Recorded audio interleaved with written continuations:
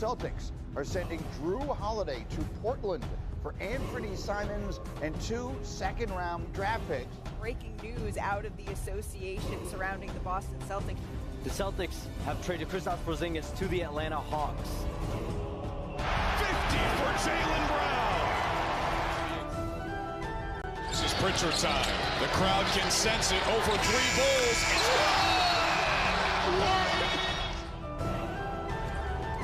It's great in and out dribble. Oh! He set off the smoke detector.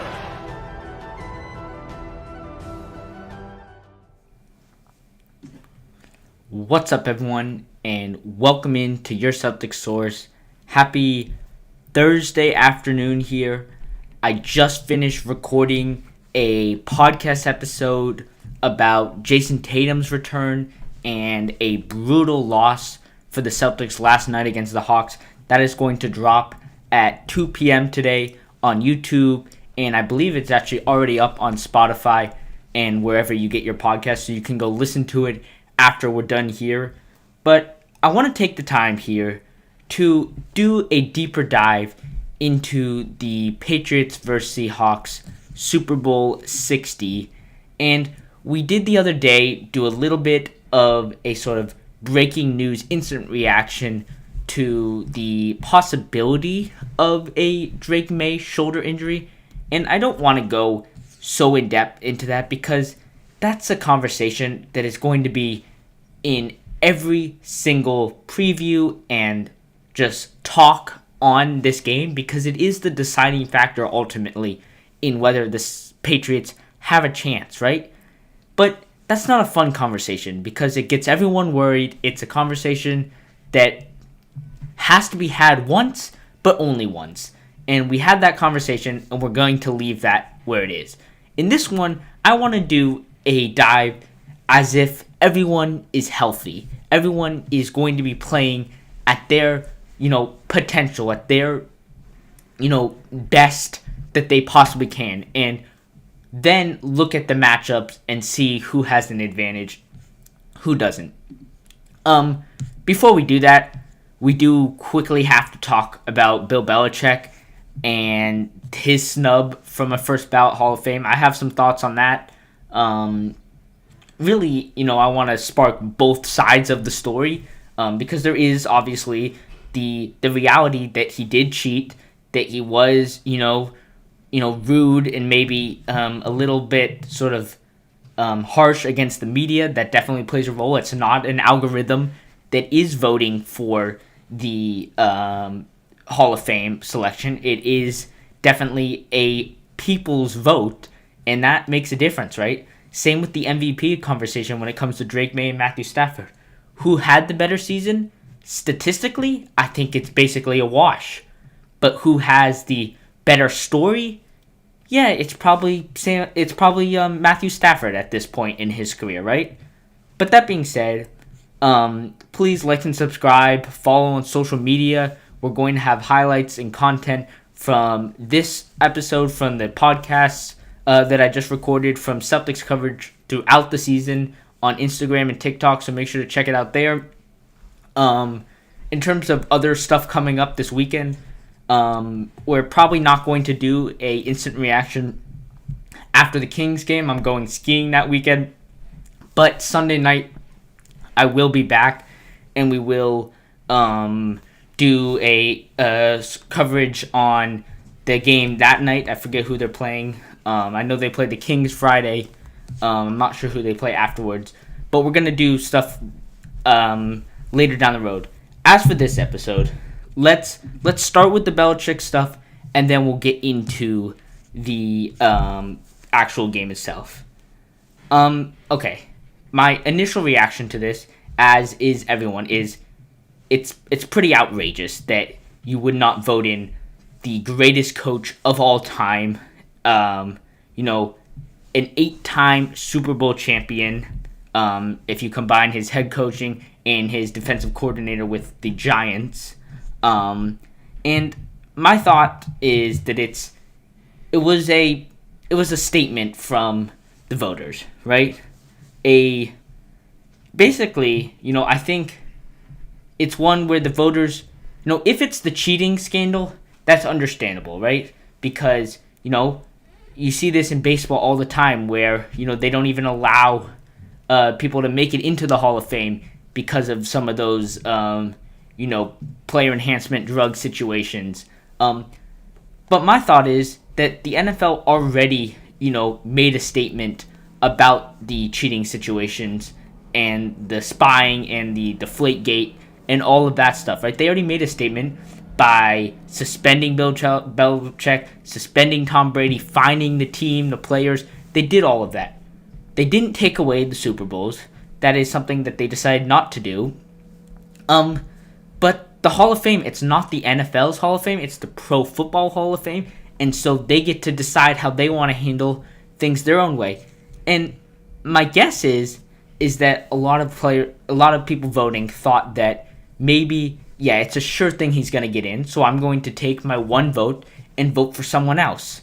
And more than 11 people, decided to do that, right? He fell short of the 40 out of 50 votes needed to make it into the Hall of Fame on first ballot. So we know that at least 11 people didn't vote for him.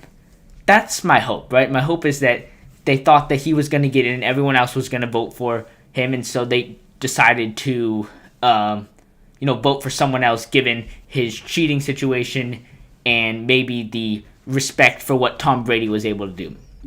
The other side of that is the media side of it. The side that he wasn't nice to the media, that he, was a little rude and harsh, and people thought, took that as sort of a personal, just hate on the guy. Personal hate on Bill Belichick. And so he, they said, I'm not going to vote for him because I don't like the way he respected me. That argument is a completely BS argument. That argument is an argument that I don't care whether, the spy situation, you can argue that he shouldn't be in the Hall of Fame first ballot because of that. The just rudeness or just the way he, quote-unquote, treated the media, that's an argument that I don't want to see anybody using that as their argument. And nobody's going to come out and say that they voted for, or they didn't vote for Bill Belichick. In fact, people have come out and said they have voted for Bill Belichick. I'm sure most of those are lies. I'm sure, not most of those are lies, because we know it's most likely most people voted for him. I guess we don't really know for sure. But that being said, right, we don't actually have an idea on how many people didn't vote for him. And so when people come out and they say, oh, I voted for him, we don't know that for sure. My last thing on this, because quite frankly, I don't really want to talk about this. I don't want to talk about the Drake Maye thing. I don't want to talk about the Bill Belichick thing. Two sort of stupid, sort of basically takeaways from, or two stupid, conversations that are derailing us from the actual, situation at hand, which is the fact that the Patriots are headed to the Super Bowl. But the last thing I want to say is that if you're using the cheating situation as the way to not vote him in, then I'd argue Tom Brady shouldn't be in there, because Tom Brady played a big role in the cheating situation as well, right? He got suspended for 4 or 5 games, whatever it was, back in 2019, I believe it was, right? But he definitely did not, have no role in this situation. So if you're going to, and I know Tom Brady came out and said, actually, matter of fact, here are some of the comments that people said about this, but I know Tom Brady came out and said that he did not agree with this situation. The only thing is he didn't, obviously he didn't include himself, and I think he should have included himself in saying that coaches, should not be in the Hall of Fame, or no coach should be in the Hall of Fame if Bill Belichick wasn't. I think Tom Brady shouldn't be in the Hall of Fame first ballot if Bill Belichick wasn't. And to be honest, I actually believe that, those two guys shouldn't even be on the ballot. They should be an automatic, just, sure thing that they're in the Hall of Fame, Tom Brady and Bill Belichick. And obviously, he's going to get in. But at this point, I actually kind of think that maybe, they shouldn't put or at least Bill Belichick, shouldn't even want to be in the Hall of Fame after this situation. It's such a slight or a diss at Bill Belichick that when they announce him next year that he's in the Hall of Fame, I wouldn't even show up if I was Bill Belichick. And already a lot of people are canceling flights this year to go and see the Hall of Fame induction. All right, but let's move on because, quite frankly, it's a boring conversation. Nobody, all the talk these days on this situation is all about how the Hall of Fame is, should be ashamed of itself, how they need to change the rules and all that, and how they should go back and change the votes. The funny thing is that the votes aren't even supposed to be out yet. Someone leaked the votes on who voted for Bill Belichick and who didn't, or like the total number of votes, and that isn't even supposed to be out. They don't even announce that stuff until later. So that's the sort of side story of that is, what do they do about the actual Hall of Fame? Alright, but yeah, let's move on to the actual game here. And we all know that the game is going to be held at Levi Stadium on February 8th. I'm just setting the sort of, guidelines here. Drake Maye, attended the same sort of Super Bowl game in Levi Stadium, I believe, almost 10 years ago, Super Bowl 50, so exactly 10 years ago. With his father, he was a fan rooting for Carolina, obviously, and now he returns as the starting QB. That's one fun story. The other story is Mike Vrabel, the coach, could now be the second person to play and win a championship and then coach the same team and win a championship. Right, so that's a great story in itself. And then obviously you have the youngest QB, second youngest QB, or I think it is youngest QB to win a Super Bowl championship, right? And I want to start with the quarterback matchup, and that is between Sam Darnold and Drake Maye. And here you can see his stats. Obviously, I believe that Maye is probably viewed as the better long-term franchise quarterback. Although Sam Darnold has played fantastic in this postseason, and Drake Maye really hasn't, right? Drake Maye is probably the hotter, probably better playing quarterback at the moment, right? That being said, Maye has had the better overall season, right? And I'd argue that probably the coaching staff for the Patriots has the upper hand. I believe, it's all going to come down to Drake Maye. And I hate to bring up the shoulder surgery, or not surgery, oh my, shoulder injury. But, these two guys, Drake Maye's ability to play, and he's going to play, but how many pills or shots does he have to take to be able to play will make the difference in how he's able to perform. But, something I've loved about the Patriots this season is, for a big change, Mike Vrabel has come in and said, we're not going to do the extreme plays to try and get teams, try and get it an advantage. We're not going to come out and make the highlight plays. And yes, they've had highlight plays throughout the season, but they're just going to play winning football by not, getting penalized, by not making stupid decisions, right? Let the other team beat themselves. And that's basically what they've done throughout these playoffs here, right? Obviously, they've had great defense, but they haven't had great offense. Drake Maye has really struggled, as I think a lot of us predicted he might in his first couple of games ever in the playoffs, right? But they haven't, haven't been penalized. They had just one penalty in the Denver game. They had very few penalties in any of the 3 games that they played this postseason. And that, more often than not, teams lose games rather than teams win games. And that's what's happened in the last 3 games for the Patriots, right? That's the Patriots side, right? Or the Drake Maye side, right? He's confident. He, has the ability to call audibles. We saw that. Now, it wasn't a true audible, right? Definitely, Josh McDaniels knew that Drake Maye was going to at least try and run that at some point in the game. It was not really that he was going to, but that was an option that he could take. That last play I'm talking about where he runs the naked bootleg for the first down.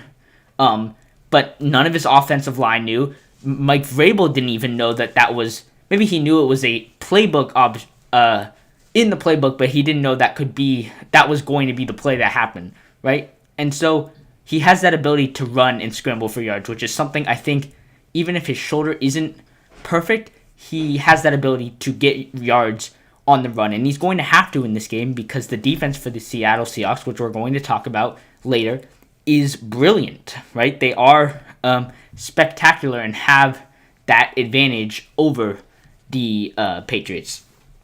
That's the Drake Maye side. Sam Darnold side, I'm going to put up the stats again. Right, he is a former high draft pick who sort of bounced between teams. Right, he went with the Jets. It didn't work there. He went to the Carolina Panthers, and he was going to be the backup to Baker Mayfield. And then he has his first great season with the Vikings, and he chokes sort of in the playoffs. And so the Seattle Seahawks come in and they give him one more chance, and he's had his chokes in the regular season, but he's been just fantastic in the postseason, right? Going neck and neck with the MVP, arguably, in Matthew Stafford. And I want to just, take a step back and look at these two quarterbacks in a vacuum, right? In a vacuum, I do believe Drake Maye is the better quarterback, assuming he's healthy, right? He is going to have to win the game, whereas Sam Darnold doesn't have to win the game because he has that defense and the weapons that the Patriots don't have, right? And you look at a potential weakness for the Seattle Seahawks, it is probably their interior offensive line. I think their outside tackles are pretty solid, but it could be a vulnerable spot for guys like Milton Williams and Kayvon Chason and Jennings to get some pressure on Sam Darnold. And that's how the Patriots are going to have to win the game, because we know the Seattle Seahawks defense is going to be fantastic, as they always are, right? Throughout the postseason. And I forgot to mention this, but right, if the Patriots were to win, that would be for the top five defenses, and I don't think the Chargers are quite there, but 3 at least of the top 5 defenses in the NFL, Drake Maye would have had to go through to win a championship.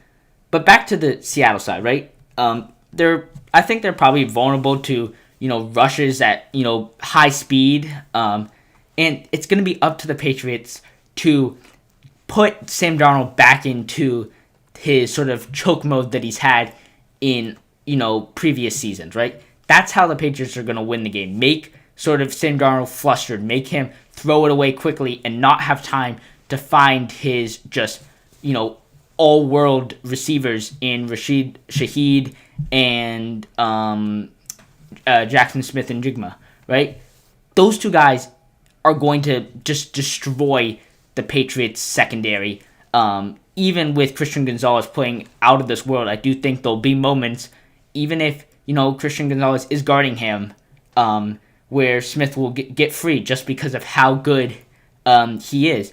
But the quicker you can get to Sam Darnold, the less time you will have, or he will have, to find a way to get free and find his open receivers. Right? I do think they struggle. Switching to the defensive side for Seattle, there's very few things that they do well. They do struggle slightly. When I say slightly, it's their one of their weaknesses, but it's still all worldly compared to the rest of the NFL. And it is covering tight ends. They have allowed higher receptions and more yards to those guys. That means that guys like Matt Collins and Hunter Henry will need to have big games. They play man, which means that, Stephon Diggs, it's not going to be, his type of game, right? He's a great zone beater. It's going to be harder with his size and his age to break free against man defense. But he can play as a great decoy, and I think he'd be happy to do that, to play as a great decoy for guys like Matt Collins and Hunter Henry to get open.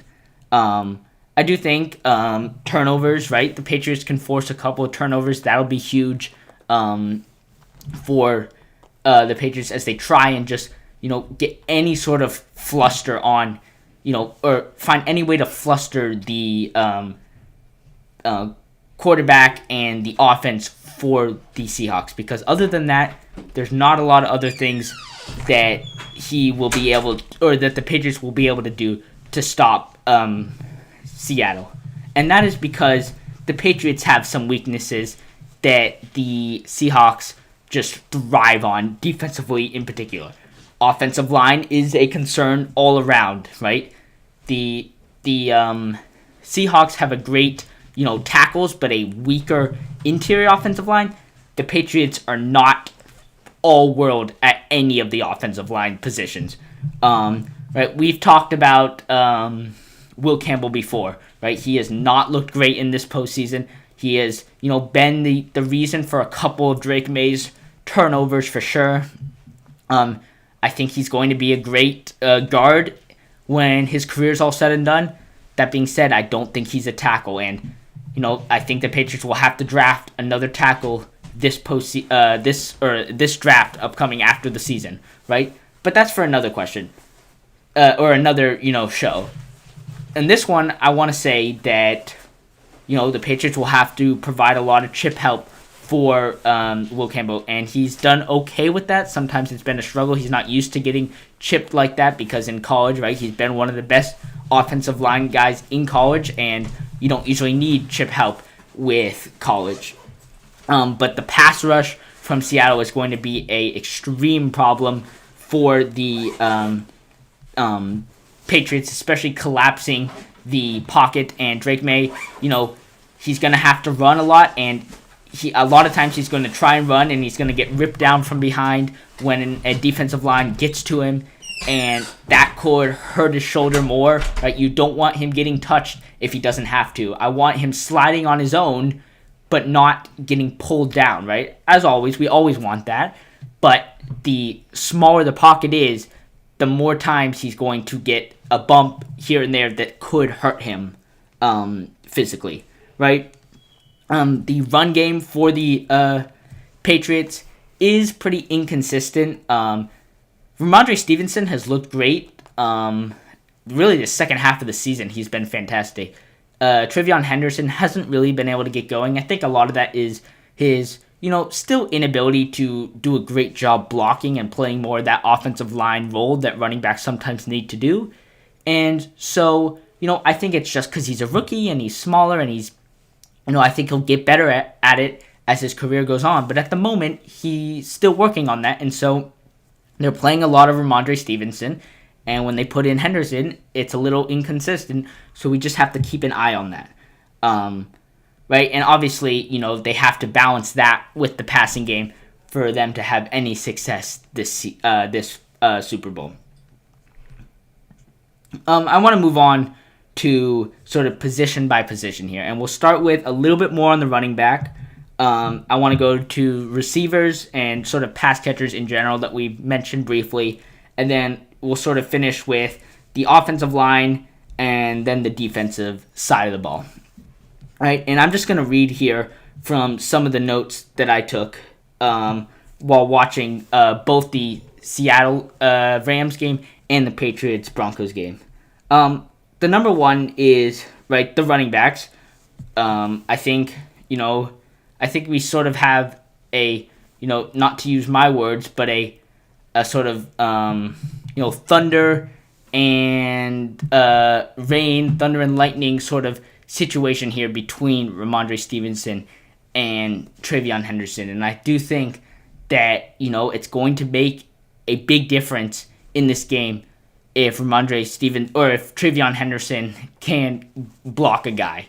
And there's been, moments in this postseason where he has, but there's been those moments where the pocket has collapsed really quickly and Ramondre Stevenson isn't able to either, block and then get out for a quick little sort of check down, which I think Drake Maye is going to need in these games, because I don't as I said, right, in the last 4 games, you've been able to, as long as you don't turn the ball over, or last 3 games, you punt the ball and you end possessions on kicks, you're going to win that game because the offense for the other side was just, basically not there.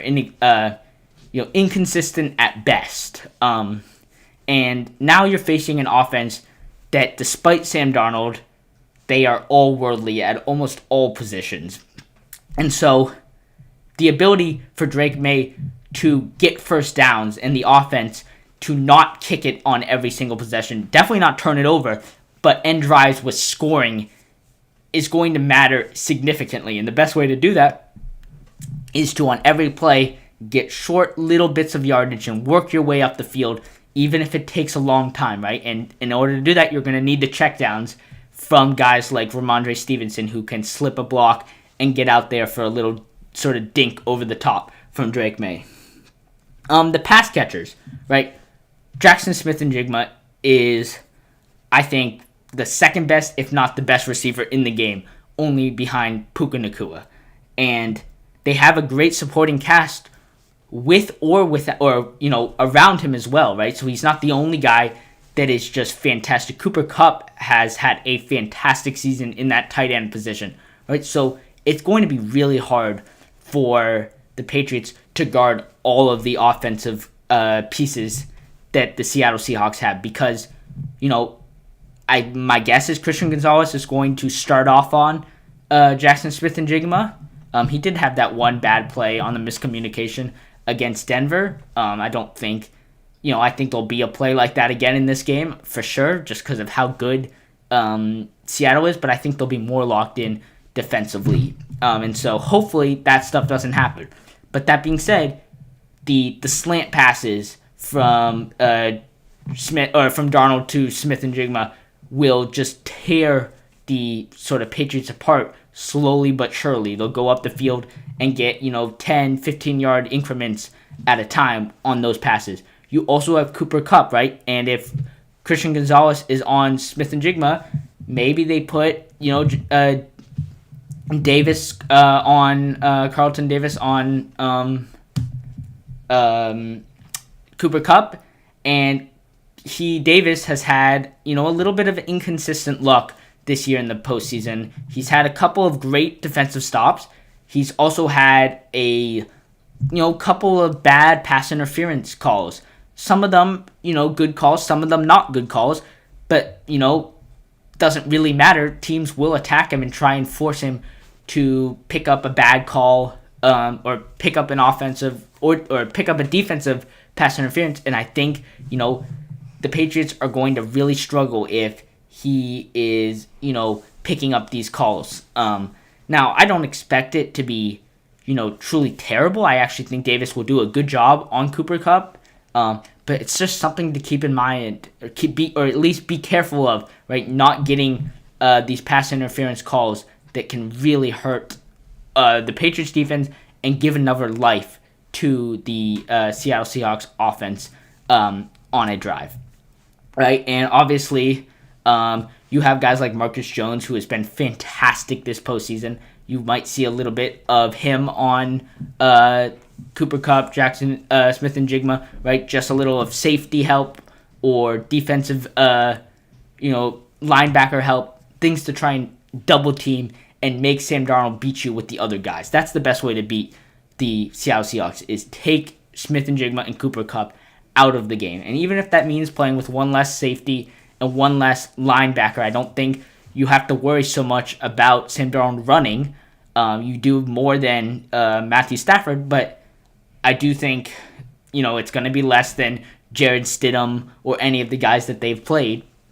And so, that being said, right, can you take one of those linebackers and, turn it into another cornerback or another safety to help double those two great guys?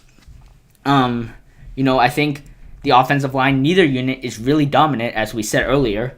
And I do think probably Seattle's a little bit stronger overall. That being said, the pass rush for the Patriots has been great this postseason. I guess same as Seattle. The secondary is a toss-up, I think. We just talked a long and hard about the Patriots' defense and how they can stop Seattle's offense, which is, I think, the biggest question coming into this game, because I expect the Patriots' offense to struggle because, quite frankly, it struggled all postseason, and yet again, you're playing another fantastic defense, arguably the best defense in the game. And so, I don't think the way to win this game, obviously, if you can have a great offensive performance and score 30 points, you have a great chance of winning. But can you make it a game that is a track meet, or is a sort of fist fight instead of a track meet? Can you make it a game where, you put the ball in Sam Darnold's hands at the end of the game and make him go win the game with a close under 20 point game between both teams, right? So if it's like a 15, or probably, more likely 14, 17, 17 game, force Sam Darnold to win you the game with his throwing, right? And that's going to be the hardest thing, is slowing down an offense that, has been humming this postseason, because I don't think if it's a track meet, the Patriots with their offense and the possibility of a Drake Maye shoulder injury will be able to keep up. I'm going to wrap it up here. We're going to do more previews as the weeks go on. We're going to do a preview with my dad later next week, so stay tuned for that. Please follow on social media, until next time, go Patriots.